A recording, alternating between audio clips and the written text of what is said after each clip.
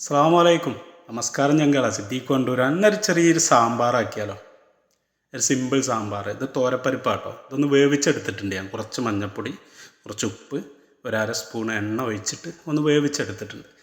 കുറച്ച് പുളി വെള്ളത്തിൽ ആദ്യം തന്നെ ഇട്ട് വെക്കണം കേട്ടോ. ഇനി ഗ്യാസിന്മേൽ ഒരു പാത്രം വെച്ചിട്ട് ചൂടായിട്ട് ലേശം എണ്ണ ഒഴിച്ചു കൊടുക്കും. ആ എണ്ണ ചൂടായിട്ട് കുറച്ച് കടുക് ഇട്ട് കൊടുക്കും. അത് പൊട്ടിക്കഴിഞ്ഞിട്ട് ഒരര സ്പൂണ് ഉലുവ ഇട്ട് കൊടുക്കും.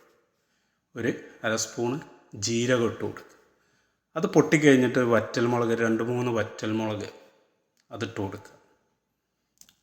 ഏകദേശം ഒന്ന് മൂപ്പായിട്ട് കുറച്ച് കറിവേപ്പില അതിട്ട് കൊടുക്കുക. പിന്നെ ഞാൻ എടുത്തിട്ടുള്ളത് കുഞ്ഞുള്ളി ആട്ടോ. കുഞ്ഞുള്ളി ആകുമ്പോൾ ഒരു പ്രത്യേക, ചെറുള്ളി എന്ന് പറയും, പ്രത്യേക ടേസ്റ്റാണ്. വലിയ ഉള്ളി ആണെങ്കിൽ അതായാലും മതി.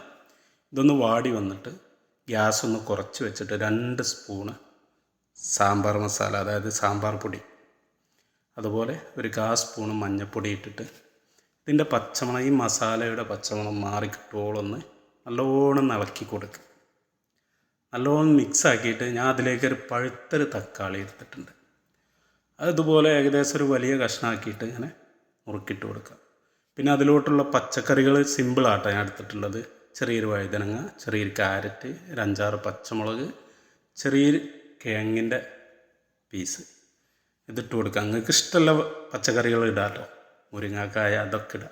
കുറച്ച് ചുടുവെള്ളം ഒഴിച്ച് കൊടുത്ത് ഇതൊന്ന് വേവിച്ചെടുക്കുക. ഒരു 70% ഇതിലൊന്ന് വേവിച്ചെടുക്കുക. വേവിച്ചെടുത്ത് കഴിഞ്ഞിട്ട് വേണം പുളിവെള്ളം പാരാൻ കേട്ടോ. നമ്മളാ മാറ്റി വെച്ചിരുന്ന പുളിവെള്ളം എന്ത് ചെയ്യുക, അതിലോട്ട് ഒഴിച്ച് കൊടുക്കുക. അത് തിളച്ച് വന്നിട്ട് എന്ത് ചെയ്യുക, പാകത്തിന് ഉപ്പിട്ട് കൊടുത്ത് അത് തിളച്ച് വന്നിട്ട് നമ്മൾ ആ വേവിച്ചെടുത്ത പരിപ്പ് അതിലോട്ടിട്ട് കൊടുക്കുക. അതൊന്ന് ഇളക്കി മിക്സാക്കി കുറച്ച് കായപ്പൊടി അതൊന്ന് വിതറി കൊടുത്ത് ഒന്ന് ഇളക്കി മിക്സാക്കിയിട്ട് ഒന്ന് തിളച്ച് വന്നാൽ അപ്പം തന്നെ ഓഫ് ചെയ്യുക. ഓഫ് ചെയ്തിട്ട് കുറച്ച് മല്ലിയില, മല്ലിച്ചപ്പ് എന്ന് പറയും, കുറച്ച് മല്ലിയില അങ്ങനെ വിതറി കൊടുക്കുക. സംഭവം ഓക്കെ, നല്ല ടേസ്റ്റാട്ടോ. അധികം പച്ചക്കറി ഇതുകളൊന്നും വേണ്ട. ഇതുപോലെ ഉണ്ടാക്കിയാൽ തന്നെ നല്ല രസമാണ് സാമ്പാർ. ഓക്കെ.